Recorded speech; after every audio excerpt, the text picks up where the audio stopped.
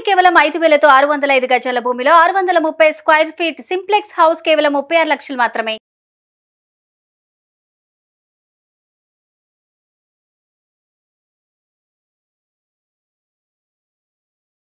నమస్కారం ఆచార్య కృష్ణస్వామి గారు. నమస్కారం అండి. సో ప్రీవియస్ వీడియోలో ఏ విధంగా మనం కోరుకుంటే జరుగుతుంది అనుకునే దానికి మీరు పెళ్లి కాన్సెప్ట్ని చాలా బాగా ఇచ్చేసి చెప్పారు. ఒకప్పుడు అందరి ఊహ ఒకే దాని మీద ఉండేదండి.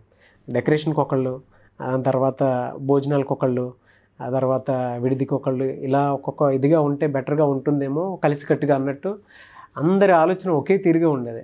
అందులో నుంచి పుట్టుకొచ్చిన కాన్సెప్ట్సే వాళ్ళు మనం చూస్తూ ఉన్నాము. సామూహిక ఆలోచనల దృక్పథం అంటారు. అది సబ్జెక్ట్లో పూర్తిగా మునిగి తెలియడికి ఆ కాన్సెప్ట్ అర్థమవుతుంది. Very good. ఏదైనా మనం ఊహిస్తేనే కానీ ఇవన్నీ రావు. అవును, వాళ్ళ నుంచే అన్నీ వచ్చాయి. మన సబ్జెక్ట్ కూడా ఊహిస్తేనే అన్నీ వస్తాయి. అంతే. ఈ వీడియోలో ఏం చెప్తున్నారు? ఒక వ్యక్తి ఉన్నాడండి, ఒక బిజినెస్ పెట్టాడు, ఫెయిల్ అయిపోయాడు. ఓకే, ఆ తర్వాత ఇంకో బిజినెస్ స్టార్ట్ చేస్తాడు, తర్వాత మళ్ళీ దాంట్లో ఫెయిల్ అయిపోయాడు. ఓకే, రీసెంట్లీ మనకి బలగం సినిమా వచ్చింది.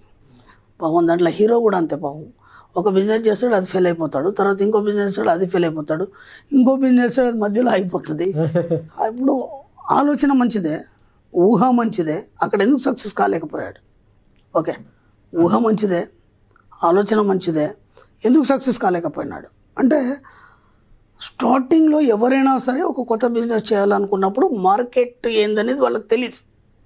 మనం ఏం చేస్తామంటే ఒక బిజినెస్ చేయాలనుకున్నప్పుడు వేరే బిజినెస్ వాళ్ళు, ఆ బిజినెస్ చేసే వాళ్ళని మనం కంపేర్ చేసుకొని మనం కూడా సక్సెస్ అవుతాం అనుకుంటాం తప్ప, ఒక 10 సంవత్సరాల నుంచి అతను ఆ బిజినెస్లో ఉన్నాడు, మార్కెట్లో ఏముంది, ఆ బిజినెస్ వాల్యూ ఏముంది, ఎలా మార్కెట్ చేయాలి, అవన్నీ ఎక్స్పీరియన్స్ ఉండదు కదా. ఇక్కడ ఈ అబ్బాయికి, కొత్తగా పెట్టే అబ్బాయికి ఇవన్నీ ఎక్స్పీరియన్స్ ఉండవు. కాబట్టి ఏమవుతుందంటే స్టార్టింగ్లో హడావుడిగా పెట్టేయటం, అది ఫెయిల్ అయిపోవటం, ఆ తర్వాత మళ్ళీ ఇంకేదో చేద్దామని చూసి అది పెట్టడం, అది ఫెయిల్ అయిపోవడం, మళ్ళీ ఇంకోసారి అట్లా 3-4 సార్లు ఫెయిల్ అయిపోయినప్పుడు మనిషికి ఏమనిపిస్తుందంటే, నేను గతంలో కూడా చెప్పాను, ఇలా విసుగొచ్చేసి ఒక జ్యోతిష్యుడి దగ్గర పోతే ఆ జ్యోతిష్యుడు ఏం చెప్పాడంటే, నీకు ధనరేఖ లేదు, అలాంటప్పుడు నువ్వు వ్యాపారం పెడితే డబ్బేలా వస్తుందని చెప్పేసి ఆ అబ్బాయిని ఇంకా నర్వస్ తయారు చేశాడు. నా దగ్గరకు వచ్చాడు అబ్బాయి. వచ్చిన తర్వాత నాకు ఒకసారి నా జాతకం చూడమన్నారు. చూశాను, ఏమైంది అన్నాను. మీరేం చెప్పరా అన్నాడు. ఏం చెప్తావు, నీకు ధనరేఖ లేదు, అలాగే డబ్బు యోగం లేదు, అంతే కదా అన్నాను. అదేంటి ఆయన అలాగే చెప్పాడు, మీరు అలాగే ఎవరు చెప్పారు నాకేం తెలుసు, జాతకరీతి అయితే అలాగే ఉంది, అందుకే నేను ఏం వ్యాపారం చేయాలన్నా చేయలేకపోతున్నాను, ఇక నేనేం చేయదలుచుకోలేదు, దాంతోపాటు పెళ్ళి కూడా చేసుకోలేను నేను, ఎందుకంటే పెళ్ళి చేసుకుంటే అమ్మాయిని పోషించాలి కదా, నాకు ఇన్కమ్ సోర్సే లేదు, నా యోగంలో వెళ్ళినప్పుడు నేను అమ్మాయిని ఎలా పోషిస్తాను, ఏమి ఇలా చేస్తాను. ఎంత నర్వస్ అయిపోయాడు అబ్బాయి. అప్పటికి ప్రయత్నం చేశాడు పాపం, 4-5 బిజినెస్ చేశాడు, దాంట్లో పోయింది. ఎవరైనా ఏం చేస్తారో ముందు ఒక జ్యోతిష్ని ఆశ్రయిస్తారు, నాకు ఇలా ఎందుకు జరిగింది అని. అలా చెప్పినప్పుడు ఇంకా నర్వస్ అయిపోయి లాస్ట్ ఫైనల్గా మీరైతే బాగా చెప్తారు, ఏదైనా పర్ఫెక్ట్గా చెప్తారని మీ దగ్గరకు వచ్చాను, నా దగ్గరకు వచ్చాడు. ఇప్పుడు అక్కడ ఏమైపోయింది, మొత్తం అది ఏదైతే లాస్ అయిపోవడంతో పాటు ఈ ఒక పదం చెప్పేసరికంటే దీన్ని గట్టిగా పట్టుకొని నా లైఫ్ ఇంతే, ఇక నేనేం చేయాలి అనేది సబ్కాన్షియస్ మైండ్కు కాషన్ ఇచ్చాడు.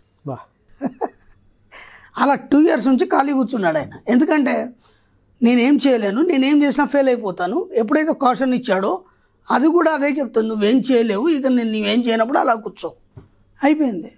ఇంకా వేరే ఏ ఆలోచన రాకుండా అయిపోద్ది మనిషి లోపల, ఎలాంటి ఆలోచన రాకుండా అయిపోయి స్తబ్దంగా అలా కూర్చుంటే హాయిగా తింటున్నాడు, పడుకుంటున్నాడు, ఏదో ఫ్రెండ్స్ని కలుస్తున్నాడు, వస్తున్నాడు, అదొక రొటీన్ అయిపోయింది 2 years నుంచి.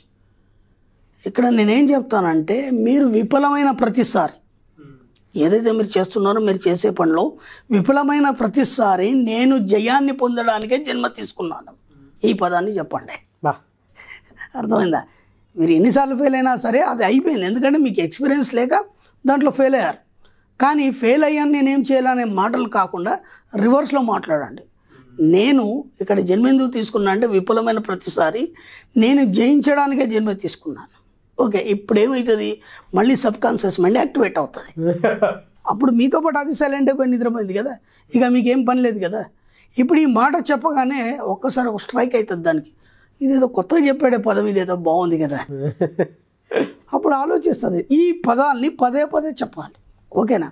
ఎప్పుడైనా సరే మీరు ఉదయం లేవగానే లేదా అద్దంలో చూసుకున్నప్పుడు కానీ మీరు ఏదైతే పనులు చేసుకుంటున్నారో, నేను ఎన్నోసార్లు చెప్పాను, అఫర్మేషన్ అనేది ప్రత్యేకంగా మీరు కూర్చుండి చేయాల్సిన అవసరం లేదు, కూర్చుండి రాయాల్సిన అవసరం లేదు. అది స్టార్టింగ్లో అంటే మనకి సబ్జెక్ట్ తెలియనప్పుడు ఏంటంటే ఒక క్రమశిక్షణ అలవాటు చేయడానికి ఒక ఎల్లో పేపర్ తీసుకొని రెడ్ పెన్ మీద రెడ్ పెన్తో రాయడం, ఒక క్రమశిక్షణ, ఒక డిసిప్లిన్.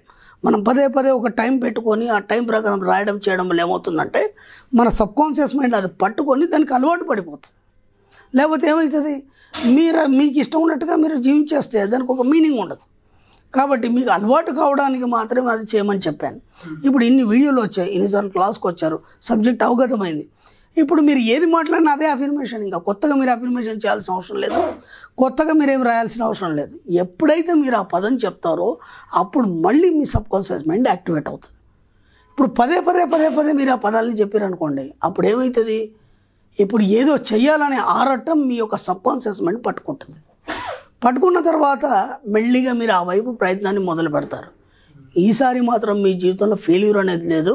ఇక నుంచి ఈ క్షణం నుంచి ఎండ్ ఆఫ్ డెత్ వరకు మీరు ఎప్పుడు ఫెయిల్ కారు. ఇక ఎప్పుడైతే ఈ పదాన్ని చెప్తారో ఈ పదాన్ని గట్టిగా పట్టుకొని నేను జయించడానికే ఇక్కడ జన్మ తీసుకున్నాను అన్నారనుకోండి, అలా ఫెయిల్యూర్ అనేది లేదు కదా, ఎక్కడ ఫెయిల్ అవుతారు మీరు. కాబట్టి దీన్ని పదే పదే అఫర్మేట్ చేయండి. అఫర్మేట్ చేసినప్పుడు ఏమవుతుందంటే మీకు దానికి సరిపడా వనరులు కానీ లేదంటే దానికి సంబంధించిన ప్రోగ్రామ్ అంతా మీ యొక్క సబ్కాన్షియస్ మైండ్ మీకు తయారు చేస్తుంది. ఇక మీరేం ఆలోచించాల్సిన అవసరం లేదు. ఒక్కసారి దాన్ని నిద్రలేపారా, నేను ఎన్నోసార్లు చెప్పాను, ఈ సబ్కాన్షియస్ మైండ్ ఏదైతుందో పైనల్ గ్లాండ్, పిట్యూటరీ గ్లాండ్ ఇవి ఎప్పుడు నిద్రావస్థలో ఉంటాయి. ఇప్పుడు మీరు నాతో ఏం కాదు, నాది అంత పని అయిపోయిందన్న తర్వాత అవి ఇంకా నిద్రపోతాయి, ఇంకేం పని చేయము. ఇప్పుడు దాన్ని యాక్టివేట్ చేసినప్పుడు ఏం చేయాలి, ఎలా ఇవ్వాలని ఆలోచిస్తుంది. కాబట్టి ఈ యొక్క పదాన్ని పదే పదే చెప్తూ ఎప్పుడు అలర్ట్గా ఉండండి. ఇక మీ జీవితంలో ఎప్పుడు కూడా ఫెయిల్యూర్ ఉండదు. ఎన్నిసార్లు వీలైతే అన్నిసార్లు చెప్తూనే ఉండండి, ప్రతిసారి కూడా. ఖచ్చితంగా మీ జీవితంలో ఇక నుంచి సక్సెస్ తప్ప ఇంకా ఫెయిల్యూర్ లేదు. ఆ ఫెయిల్ అనే మాట మన నెగిటివ్ కాబట్టి దాన్ని వాడద్దు. మన సబ్జెక్ట్లో అది లేదు. అన్నింటిలో విజయం సాధిస్తారు, మీరు కోరుకున్న కోరికలను సాధించుకుంటారు, మీకు కావాల్సినంత డబ్బు సంపాదిస్తారు, ఐశ్వర్యాన్ని సంపాదిస్తారు. మీరు ఎంత ఎదుగుదల ఉంటుందంటే అసలు మీరు ఎంత ఊహిస్తే అంత ఉంటుంది. అంతే కదా, దాంట్లో ఏమాత్రం లేదు, ఎలాంటి డౌట్ లేదు. ఖచ్చితంగా ఈ పదాలను చెప్పండి, ఖచ్చితంగా సక్సెస్ అయిపోతారు మీరు. Thank you sir, thank you so much Shri Acharya Krishnaswamy గారు. Thank you. క్లాసెస్ ఎక్కువ మంది అడుగుతున్నారు కాబట్టి అడుగుతున్నాను. సో క్లాసెస్ మనకి 2023 అండి. మే 7వ తారీఖు బెంగళూరులో ఉంటుంది, అలాగే మే 14వ తారీఖు తిరుపతిలో ఉంటుంది. ఈ మే షెడ్యూల్ మాత్రం ఇంతవరకు కంప్లీట్ అయింది. ఆ తర్వాత షెడ్యూల్ అనేది నెక్స్ట్ వీడియోలో మనం ఇవ్వడం జరుగుతుంది. డెఫినెట్గా సార్. థ్యాంక్ యూ అండి, thank you so much Shri Acharya Krishna.